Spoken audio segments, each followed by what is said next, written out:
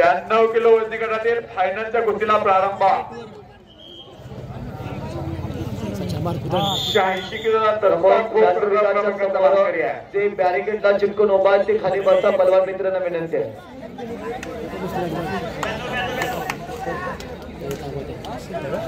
92 kilo वजनी गटातील मातीवरची final कुस्ती लागलेली आहे।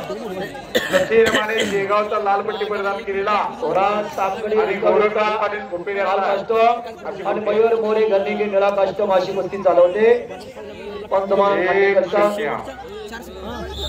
आकडा प्रमुख 92 किलो वजनी गट गादी विभाग 92 किलो वजनी गट गादी विभाग द्वितीय क्रमांकाने मिळवलेला आहे तो कडेगावचा पैलवान रोहित शिंदे यांना या ठिकाणी सन्मानित केले जात आहे। माजी आमदार पृथ्वीराज बाबा देशमुख यांनी हा सन्मान करायचा आहे। माथी विभागावरती सरपंच म्हणून सुनील अप्पा चंदनशिव यांची नियुक्ती आहे।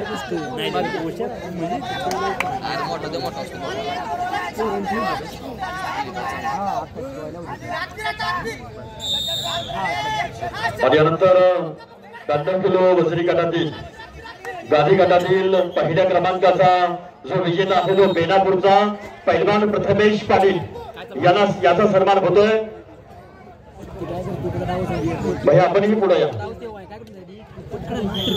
डॉक्टर जितेश भैया कदम आणि आमदार ऍडव्होकेट सुहास भैया बाबा सचिन मोळी आणि डब्बल महाराष्ट्र केसरी पैलवान चंद्रहार पाटील यांच्या शुभकर कमलानी हा सन्मान या ठिकाणी संपन्न होत आहे।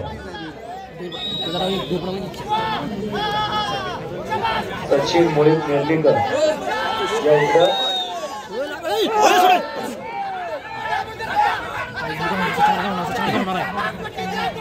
स्वराज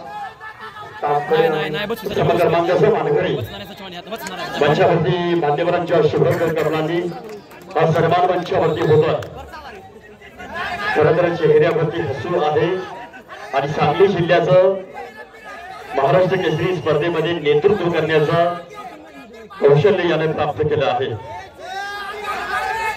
यानंतर 86 किलो वजनी गट माथी विभागातील मालिकांचा पैलवान सचिन मुळे यानं द्वितीय क्रमांक मिळवलेला आहे।